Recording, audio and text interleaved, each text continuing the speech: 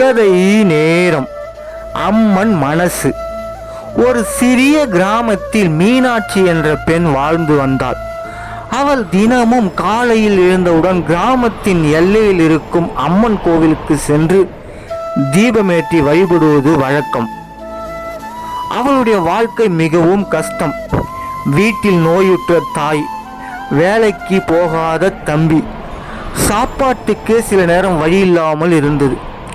ஆனாலும் மீனாட்சி ஒரு நாளும் அம்மனை குறை சொல்ல மாட்டாள். அம்மா, என் கஷ்டம் உனக்கு தெரியும், அதை நான் நம்புகிறேன். ஒரு நாள் நீ என் கண்ணீரை துடைக்க மாட்டியா என்று தினமும் சொல்லிவிட்டு வருவாள். ஒரு நாள் இரவு கடுமையான மழை பெய்தது. கிராமம் முழுவதும் இருள் சூழ்ந்தது. அந்த இரவில் மீனாட்சியின் தாய் உடல்நிலை மிகவும் மோசமாகிவிட்டாள். மருத்துவர் இருக்கும் ஊர் 10 கிலோமீட்டர் தூரம் செல்ல வேண்டும். மீனாட்சி அழுதபடி வீட்டை விட்டு வெளியே ஓடினாள். மழை கொட்டியது. என்ன செய்வதென்று வழி தெரியவில்லை. அப்போது ஒரு வெள்ளை சேலை அணிந்த ஒரு வயதான பெண்மணி அவள் முன் வந்து நின்றாள். மகளே, பயப்படாதம்மா, இந்த மூலிகையை உன் அம்மாவுக்கு கொடு, அவளை காப்பாற்றிடலாம் என்று சொல்லி ஒரு இலைக்கட்டை கொடுத்தாள்.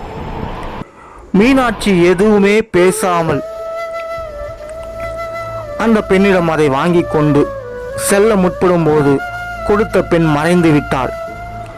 அவள் வீட்டுக்கு வந்து அந்த மூலிகையை தாய்க்கு கொடுத்தாள்.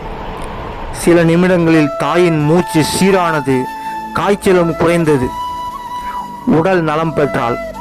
அடுத்த நாள் காலை மீனாட்சி கோவிலுக்கு ஓடி சென்றாள். அங்கு அம்மன் சிலையின் காலடியில் அதே மூலிகை இலை.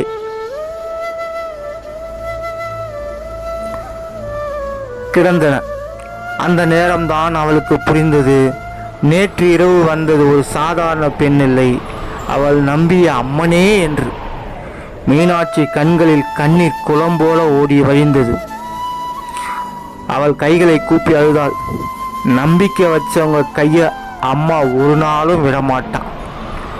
அம்மன் அருள் இருந்தால் இருள் கூட வழி காட்டும். இந்த கதை பிடிச்சிருந்தா லைக் பண்ணுங்க, ஷேர் பண்ணுங்க, சப்ஸ்கிரைப் பண்ணுங்க. நன்றி, வணக்கம்.